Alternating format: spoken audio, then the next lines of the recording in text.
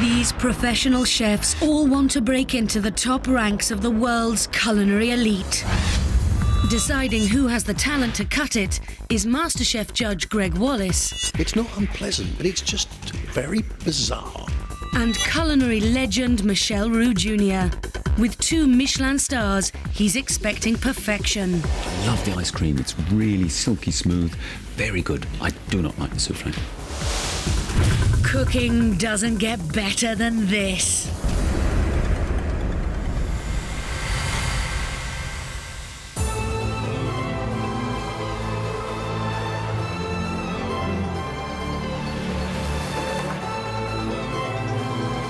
Adam, Daniel, David and Ryan have all made it through to the quarter-final. Today they face only one daunting challenge. Having to cook for food journalists, restaurant critics, this is life in the fast lane. This is real life, cooking at the sharp end. When I was a young boy, I used to watch MasterChef on television, and I thought one day I'm going to be there, and now I'm here today in the quarterfinals. It's amazing. To be honest, I didn't think I'd come as far as this, and it has boosted my confidence, and it just wants to push me even more. The nerves haven't really kicked in yet. I'm just trying not to think about who I'm cooking for again. I'll think about all that when it's done. Let's just say I've come here to go through to the next round today, and I won't settle for nothing less. This is quarter-final day. We have the best 4 chefs from the heats. We expect excellent food, and at the end of this, we will be left with 2 chefs of exceptional talent.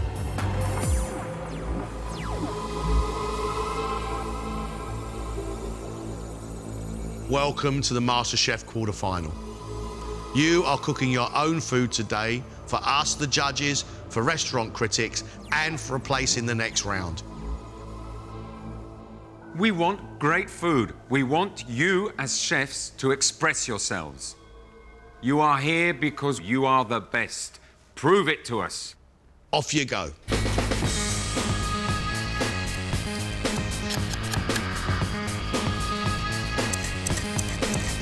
In exactly an hour and a half, the chefs will have to serve a 3-course menu that represents the very best of their cooking. These guys are going to have to deliver today. If there's any fault, the restaurant critics will see that. These 4 chefs have what it takes to get to a quarter-final. We need to know who's got what it takes to go further.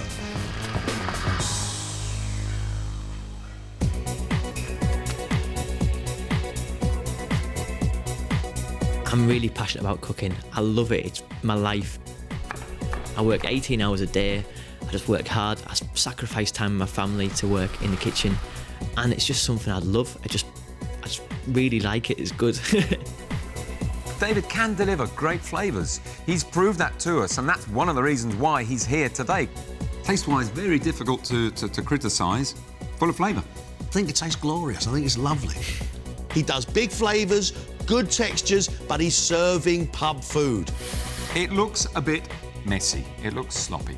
It looks like it was done by a 7-year-old.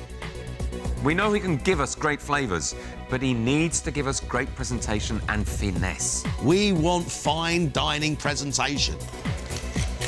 I'm a little bit nervous about the food critics. I've had them in my restaurant before in the past. These guys are going to be tough, but I believe my menu will show them that I can cook and I'm a great chef. David, what are you cooking for us? I'm doing a crab cocktail. I'm also serving it with wheaten bread, Guinness wheaten bread. Main course? Pan-seared raw deer with raw deer liver, celeriac puree and curly kale. And for puds? Citrus tart with a cucumber sorbet. Can you guarantee us some refinement and not pub food? Definitely a day. I'm going to refine it more. It's going to look very nice on the plate, and this time I'm going to really show you I can do it. I want to get through to the semi-finals today, and then hopefully progress into the finals and win the competition. Can you do it? I hope so. I want to. I think I can. It's all down to him. Can he get it out on time? Can he make it look special? Ryan says that he wants to reach the very top. I believe him. I think Ryan is a very ambitious young chef. Nothing's going to stand in that man's way. He wants to reach the top. For me, I want everything. I want to set new standards, I want to inspire, I want the restaurant, I want the stars, and the sky's really the limit for me. Ryan obviously has all the skills. He has the knowledge and the understanding. He gave us a very nice, well-presented rack of lamb with spring vegetables underneath. Well-seasoned, well-cooked. The vegetables as well, still got a bite to them. Delicious.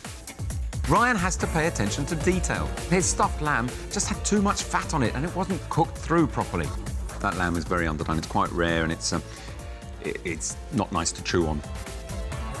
Simple things like that make the difference. If he can get through this with decent food and fault-free, he could actually sneak his way into the next round. Ryan, can you give us the creativity and the flair we're after from you? Hopefully that's what I've come to do today, and hopefully I can achieve this. To start with, I'm going to be cooking a salad of sun-gold beetroot and red beetroot with peppered mackerel. For main course, I'm going to do a roasted fillet of beef wrapped in prosciutto with a potato crisp, if you like, with chanterelle mushrooms. And for dessert, I'm going to be making a grapefruit posset accompanied by cardamom phyllo crisps. This is all my food. I don't cook this day to day. If I go out today, it's because of my food not being good enough. If I stay, it's because my food was good enough, and that's the bottom line for me. You're an ambitious boy. Certainly am. How badly do you want to go through? Badly's not the word. Desperate, I think more like. I've got a point to prove, and well, we'll see when the food comes up. It's really fly or die situation. They're going to love or hate me today, and if I can go through with this sort of on the edge cooking, then that's going to be a winner for me. Ryan said that sounds extravagant. It doesn't to me. It sounds simple to me. Will it be enough to impress the food critics? I know I can cook. I've shown other people I can cook, but I want to make a name for myself. So to put me through this competition, it's one of the best ways of doing it. Adam's a very talented chef, but he also really suffers with nerves. However, I do think that Adam has the eye for presentation. Both of his dishes in the versatility test looked really beautiful. His mackerel with the orange, I think, was one of the nicest things I've tasted in this competition. I like the precision and I love the colours. That's exactly what we're looking for. This is a good dish. His dessert in the classic recipe test was a complete disaster. Your choux pastry isn't quite cooked enough and it is rather gooey. That's disappointing. There are little mistakes. Can he get it all right today? Because today matters. Today I've got to try and keep my nerves under control as best as possible. It shouldn't be as hard because it's my menu. I've tested it time and time again, so there shouldn't be any mistakes today. Right, Adam, what are you doing for us? For a start, I'm doing a beetroot and tarragon tartare with a caramelised pear, elderflower and rocket salad. Main course, loin and monkfish wrapped in serrano ham and pomegranate emulsion. And for dessert, marble chocolate fondant with orange and mint salad. Daring combinations there, Adam. Why so daring? Well, I wouldn't say personally they're daring. They're really good flavours, so that's why I chose them, really. I saw the first job you started was your dessert. Why was that? It's a tricky thing to get right. If I do run over time, then at least the dessert's made, so I might be able to catch up that way. Adam does seem a lot more confident. I'm glad, because he is putting unusual flavour combinations together. I hope he gets it absolutely right, or those critics will rip him to shreds.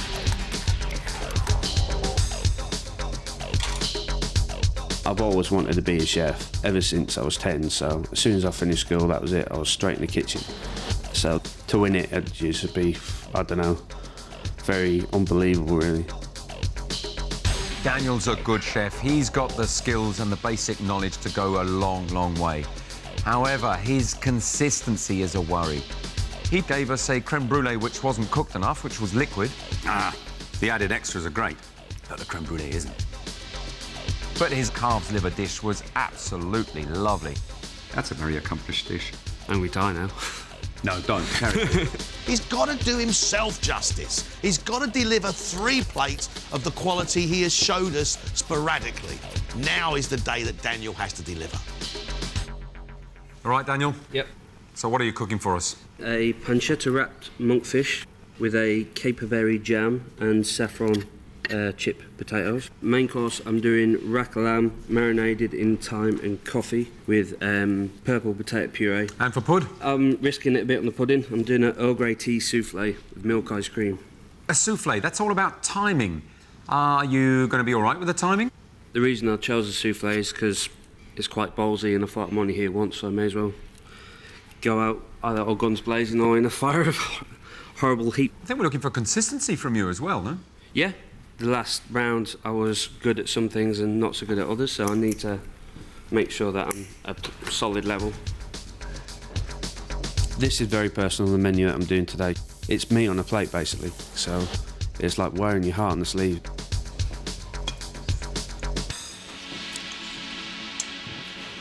That's a bad start, huh? Start again, quick, you've got time. He's burnt his first batch of ice cream. That's taken him at least 5 or 6 minutes to get another batch on. I'm a bit worried for Daniel.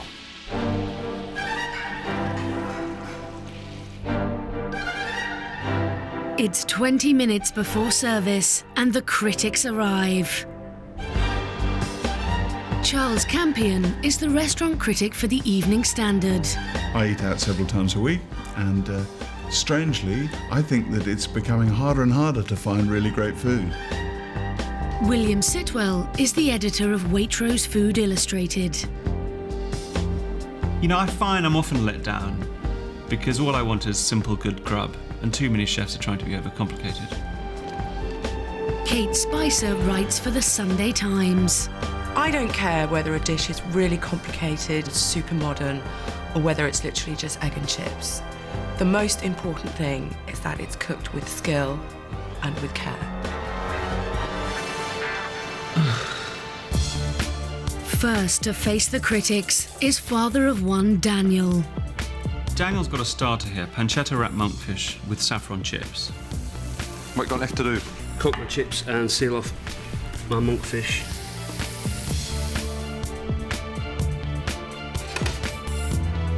Come on, mate, you've got 2 minutes. You can't be late on the first plate.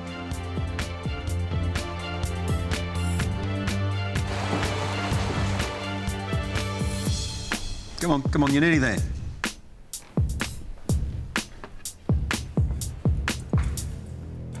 Let's go, well done.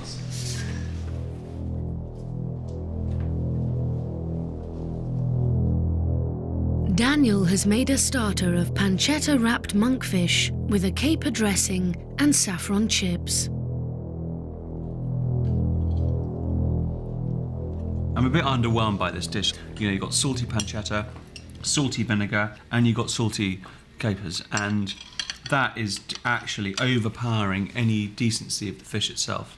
It's completely neutral, but I think that Daniel's executed the dish quite well. I think this is a passable, presentable starter, and I could imagine seeing this on a restaurant menu, and I wouldn't be shocked if it was brought to me in a restaurant. It's a nice little starter, but it really is not anything special. It's a bit prissy, but I quite like it. 5 minutes, Daniel, and these mains have got to go out, yeah? What have you got left to do? Just cook my leeks and then plate up. On time, then? Yeah.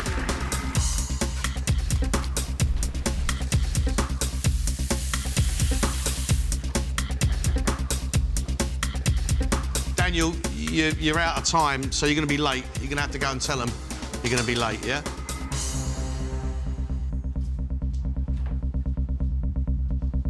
The main course will be about 5 minutes late.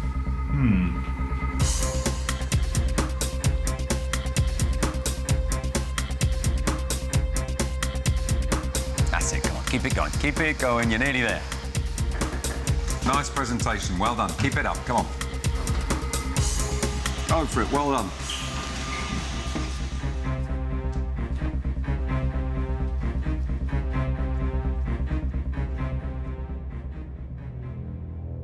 Daniel's main course is coffee and thyme marinated lamb with purple potato puree, carrots, turnips and leeks, and a red wine sauce.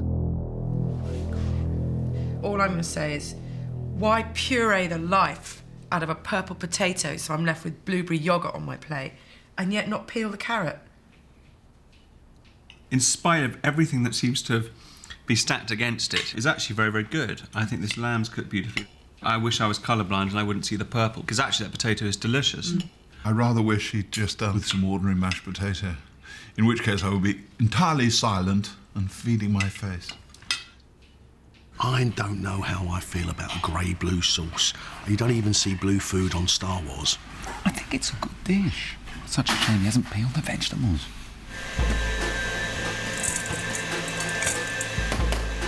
Earl Grey tea souffle with milk ice cream. My taste buds are sort of slightly shrivelling. How are we doing timing-wise? Just got to put the soufflés in the oven and then plate up.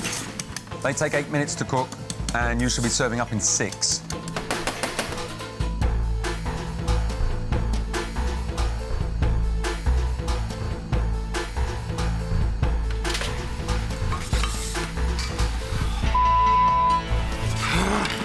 What have you burnt? I've burnt my base for my souffle. Oh, these soufflés. You've burnt your ice cream mix, you're burning your souffle base mix. Will you have time? Yeah. Have you kept an eye on the ice cream? I'm going to check it now. Yeah.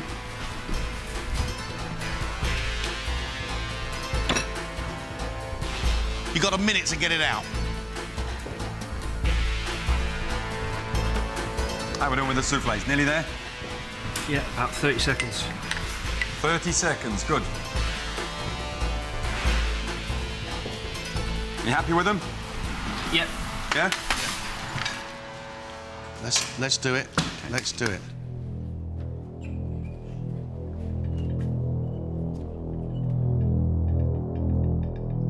For his dessert, Daniel has made an Earl Grey tea souffle served with milk ice cream and Tweel biscuits.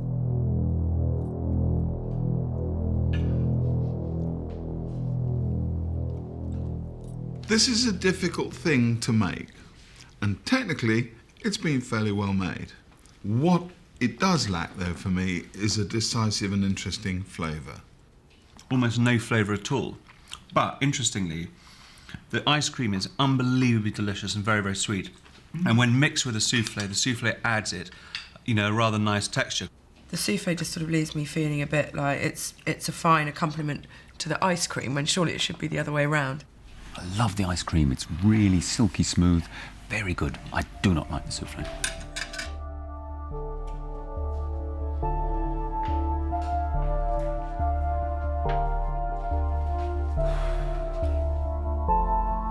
The pressure in the kitchen is like a normal service in the kitchen, but 10 times. I'm usually good under pressure, but as soon as one thing went wrong, that was it. I just lost it, and I just didn't have time to clear my head. I just needed to get on with things, and I think a couple of my things suffered. Adam, you've got 7 minutes to go. Next to serve the critics is 24-year-old Adam, who needs to prove he can conquer his nerves and execute his daring menu. A beetroot tart tatin? Possibly. Adam, we've got 3 minutes. What have you got to do? Just plate up now. Keep it together. You're doing well.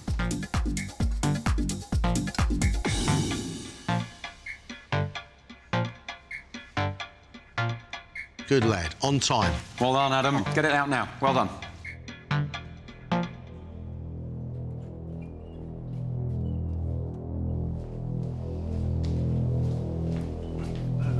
Okay, to start. Adam has made a beetroot tart tatin with caramelised pear salad. I think this dish is so cute. It's like a biscuit. I think it should have a little bit more presence to it. I think if you were blindfolded, you wouldn't know what that little biscuity chap was at all. I actually really like this, because I think it's quite innovative. I thought it looked attractive, it tasted the way I expected it to taste, but just a bit too sweet, too much sweetness. This is not a bad idea, but it needs a lot of work. The beetroot tatin is so sweet, it's almost a dessert. It's not unpleasant, but it's just very bizarre to get something so fruity as a starter.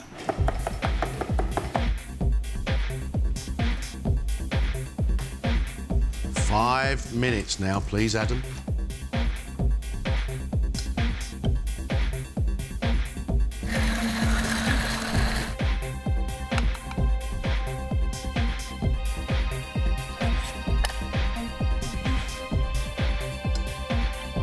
That's very neat. Well done. Very neat. Come on. Come on. Quick.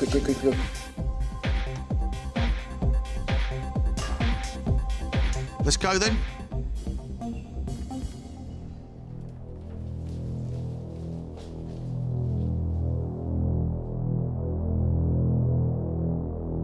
For his main course, Adam has made pancetta-wrapped monkfish with fennel puree, baby carrots and a pomegranate emulsion.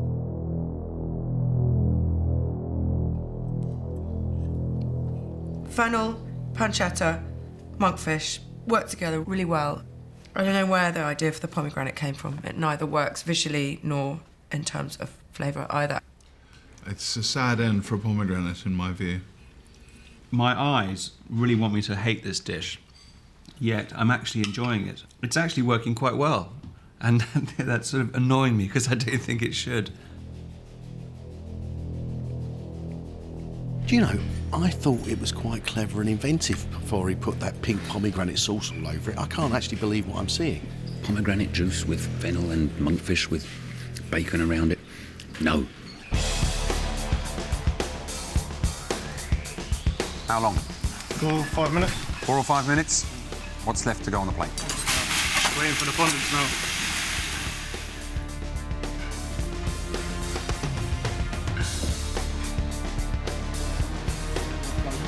Right, they cooked or what? No. Maybe another minute and a half.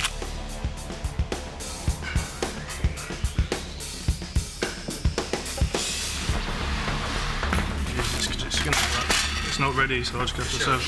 It's Whoa. It's gone. They're all going to go. If they're all going to go, then too bad, I'm afraid, and you have to go out there and say, I'm sorry, but I cannot serve my pudding, it's not up to scratch.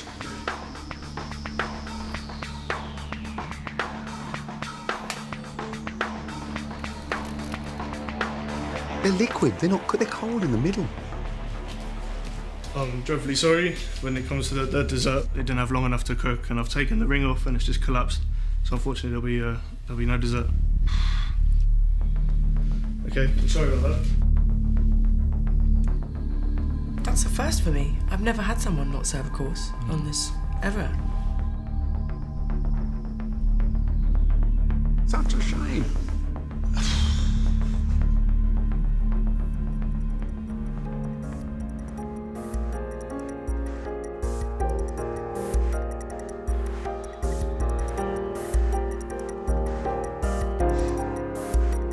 I came here, I felt really positive.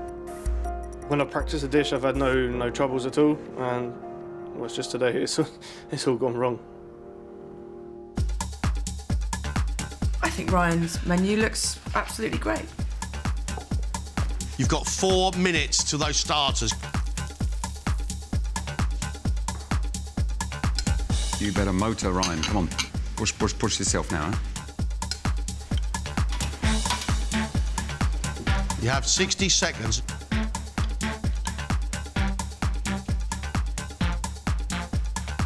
Is that it? Few leaves on top and then we'll go. Good. Come on. Well done. Go. Go on. Come on. Afternoon, guys. Ryan's starter is mackerel with horseradish cream, red and golden beetroot, and a pine nut, orange and marjoram dressing. It looks zesty, spring-like, and it makes me feel healthy looking at it. It looks gorgeous. This is really beautifully balanced. I'd be very happy to have it delivered in a good restaurant. He's up there with, so far, you know, some very, very competent British chefs. I think Ryan's starter is excellent. A very, very creditable effort. I love the colours, I love the idea behind it. The combination is great. That's the most artistic I've seen him been. Very good. 7 minutes, Ryan. 7 minutes. Sweet. Roast fillet of beef, chanterelles, little mushroom, pomme Anna. I have high hopes. How long are these little parcels going to take? Hopefully about 3 minutes each side. So you should be on time.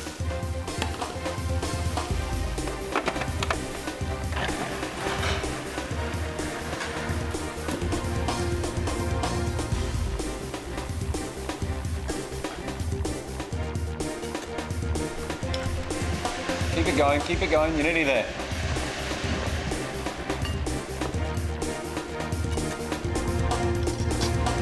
Ryan, 60 seconds. Can we get it on the plate, please? Wait.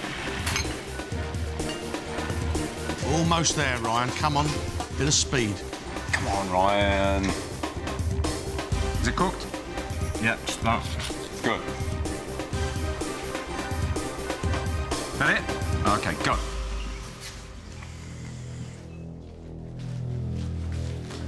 Okay, guys, second round. Ryan's main course is beef wrapped in rosemary and pancetta, served with Savoy cabbage puree, chanterelle mushrooms and crispy potatoes.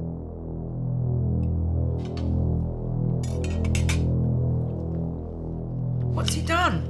I mean, I've bitten into pig and cow, and all I can taste is rosemary. It's just somehow negated every flavour, and not really getting anything. The problem is, the beef is completely killed by this incredibly salty pancetta. It just tastes like you've just poured a huge layer of salt onto this beef. I couldn't disagree more.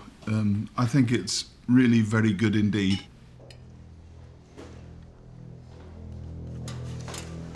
What's happened? The first thing that hits you is as if you were chewing on a bunch of herbs and rosemary. Everything else on there tastes really nice, but the beef is overpowered by the herbs. 4 minutes, Ryan. On time? Wait, definitely. Well done. Yes.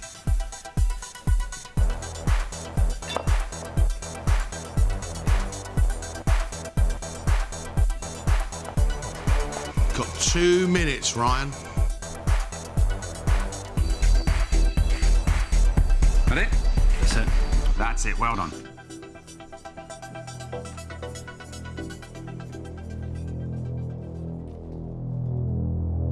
Ryan's dessert is a grapefruit posset served with dark chocolate shavings and cardamom biscuits. I really like that. Look at that, huh? Really sweet, crunchy phyllo biscuits. Work so well with the acidity here. I can't think of anybody else who's ever done a really whizzy grapefruit pudding. I really like it. And I quite like it too.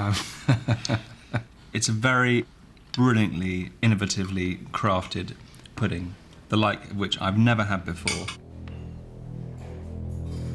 It's a delicious dessert. I could eat all of that, quite happily. Lovely, sharp pink grapefruit. Very refreshing. Really good.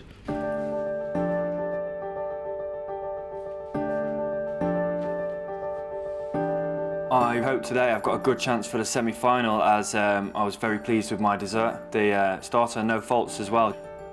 Hopefully the 2 dishes will be enough to push me through to that semi-final place, because I want it so much. David's menu looks fantastic.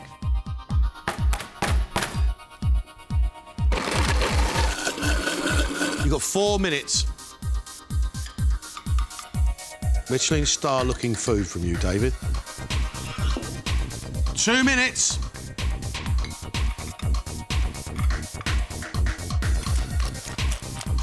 Crab on top and that's it? Yep. And your bread. And my bread. Okay, can we leave? Yep. Good lad, good lad. Come on, come on, come on, come on.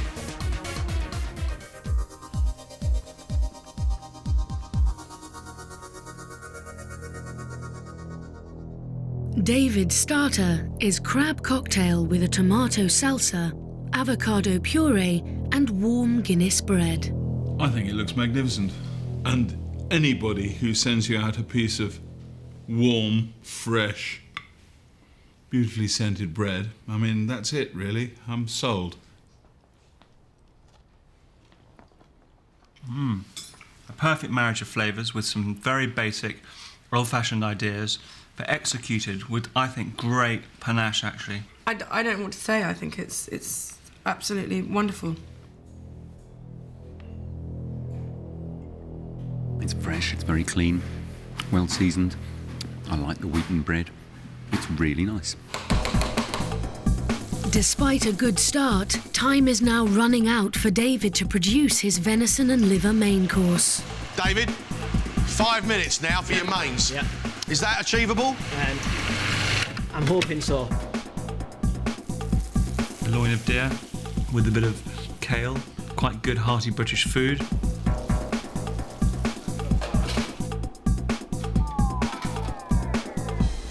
Right, you've got a minute, so it's not going to happen. Do you want to go out and explain that to the critics? Yep. Sorry guys, can you a little wait on the venison? It's just not cooked properly, so I want to just make sure it's properly cooked for you. Okay, thank you.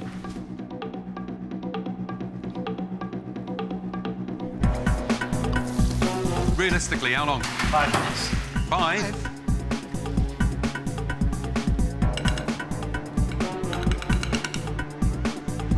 Come on, David, keep it together. Keep it going, come on.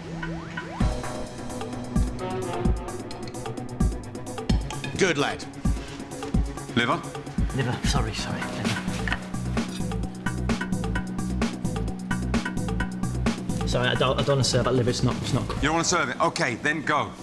Tell them that the liver wasn't ready, huh? Because they'll be expecting it on the plate. They've got a menu.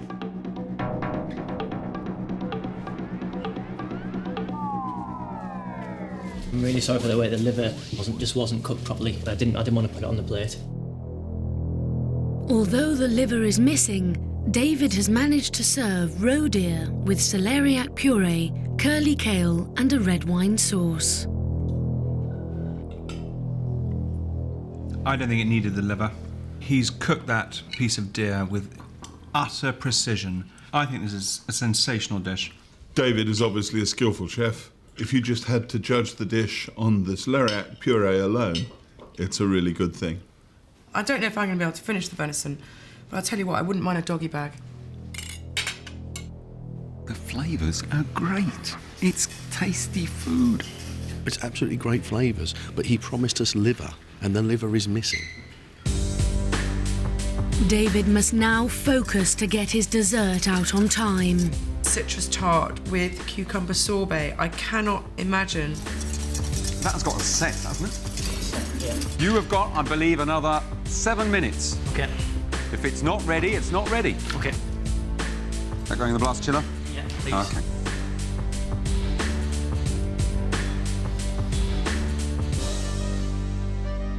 You have 2 minutes to get that on the plate, okay, or no dessert. Okay. Simple. Okay, I'll go and check the tart. It's not set. There's nothing you can do with that lemon tart? I could cut up pieces, but it's just runny, it's just liquid. So just go with a cucumber sorbet.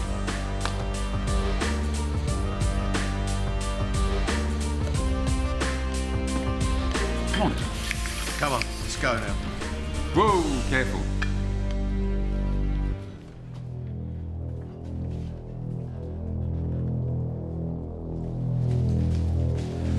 Sorry guys, the lemon tart wasn't set in time. Unable to serve his citrus tart, David has sent out just the cucumber sorbet. It may not actually be a no-show, but it's remarkably close, isn't it?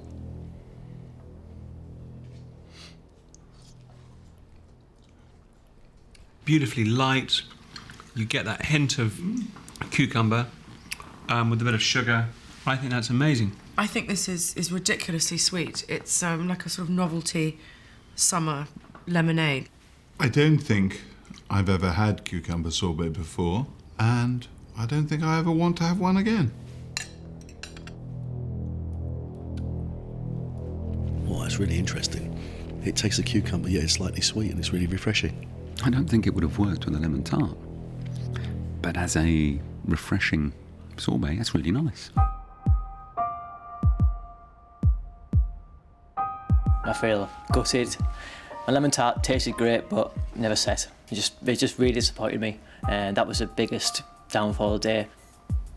But, you know, I've done all I can now, and just, I suppose I got this far, and just kind of see what happens at the end of the day.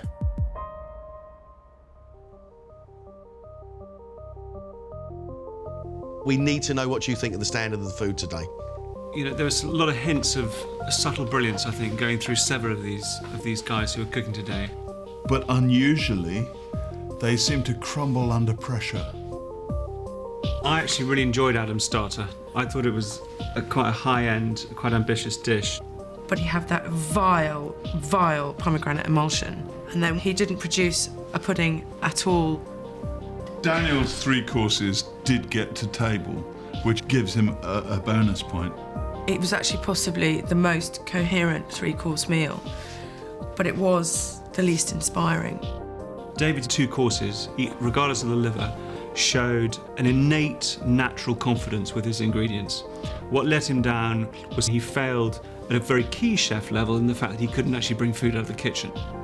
Ryan gave us great food that deserved praise. His starter and his pudding, absolutely cracking, and so many little individual marks of real invention, confidence, you know, a little bit of genius in there. Well, guys, thank you for helping us with the judgment. It's been very valued. This is a really strange one. We've had good food in fits and starts. We've had some really good talent shown off today. But the biggest worry is that these professional chefs have major timing issues. But there were some really excellent dishes out there today. I mean, some real wow factor. Ryan gave us some good food throughout his menu. I thought his beetroot salad looked beautiful. The colours were vivid and it worked really well. His main course I wasn't too pleased with. That rosemary bush that he'd put inside there killed the flavour of the beef. But as for his dessert, in all my years I've never come across a pink grapefruit posset, and I must say that was inspirational. I've got the world riding on this, really. Not just hopes and dreams, reputation in the kitchen, self-drive, everything. Ryan pleased us. He pleased the critics. He wowed us with a dessert. He's got to go through. I can only but agree. David, we knew, had a very good palate, and we asked him to bring a little bit of elegance to his plates. He did that with the crab. It was a real move away from the normal sloppy presentation standards he had. For his main course, he delivered on flavour yet again. The sauce tasted great, the venison was well seasoned, but that plate wasn't finished. The liver was missing because the liver wasn't cooked enough. And then pudding was completely missing, so we ended up with just cucumber sorbet, which I thought was very nice. He's definitely listened to what we've told him, but he's not the finished article. Can he improve even more? That is the question. When I didn't get the food out, I'm sure I looked gutted. Hopefully the Gregg and Michel Roux will see that, and hopefully see that I've got a passion to win this competition and get through the semis. You and I didn't quite agree on Adam's starter. I quite liked the flavours. I thought they were very different. Adam's main course was well cooked, and I actually enjoyed the taste of that fennel puree with the monkfish and ham. It was totally spoilt, though, by that pomegranate juice. Then he didn't get his pudding up. What happened, I do not know. That pudding was never going to be ready. These dishes I know inside out, and that's why I'm so disappointed. And honestly, it's just taking a knock. My confidence it's just taking a pounding. But there is good stuff there. You know, he's not the only one to have made mistakes out of these 3. Let's talk about Daniel, because Daniel did manage to get 3 courses out. We had monkfish wrapped in pancetta, not bad at all. We had lamb up next, which I thought was cooked very, very well indeed, and I liked the flavours he had. I'm not sure about blue potatoes. But indefensible, unpeeled vegetables. The milk ice cream I thought was great. It was sweet, delicate, but that soufflé was an aberration. This was very personal today, creating my own ideas. I just hope I have another chance to do it again.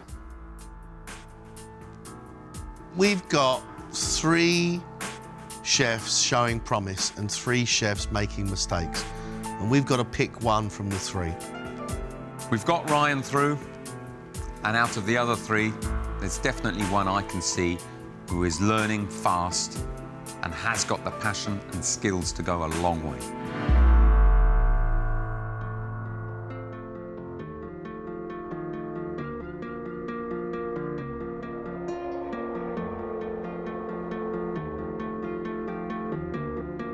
The first chef going through to our semi-final is...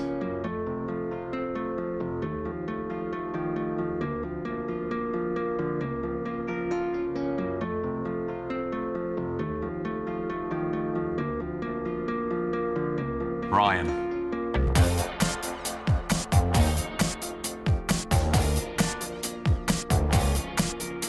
chef going through to our semi-final is...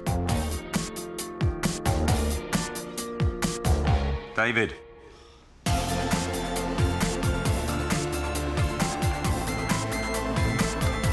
Well done, guys. Congratulations. Well done.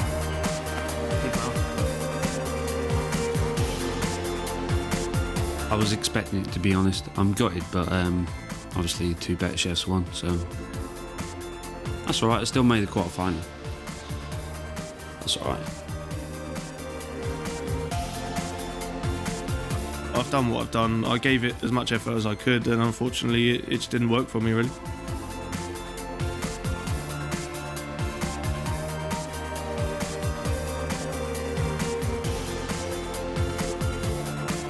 I've got fireworks, mixed emotions, can't wait to tell people, but for me, I truly believed I could go through. It sounds slightly cocky, but this is me. I love cooking, and this is it. Semi-finals next. I really feel I'm in for a chance now.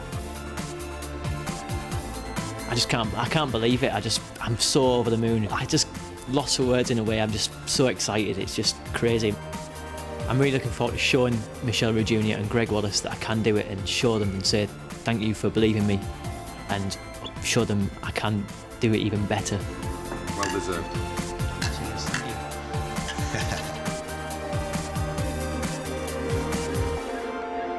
Ryan and David will return for the semi-finals.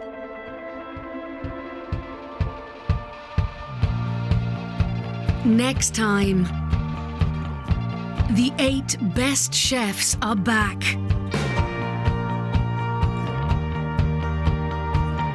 They'll battle it out, head to head, in some of the best Michelin-starred kitchens in Britain. Just be gentle, I told you to touch here. It's hard, struggling. Pressure is, it's big. She has lost the plot, really. This will be sent back to the kitchen, so that's a problem we will have in the restaurant. Faster! No, I just can't get it right, like, I'm trying my best, but... That's lovely, huh? Thank you, chef. A little bit more high pressure than I'm used to. Definitely think that's what I want to do. Daniel, you don't have time to talk. Come on, move on. The whole crew is behind. It means the whole service collapse. It means you die. It's not acceptable. Yeah. That's fantastic sauce. I'm blushing. Nothing less than perfection will do. Because only one can be crowned Professional MasterChef 2009.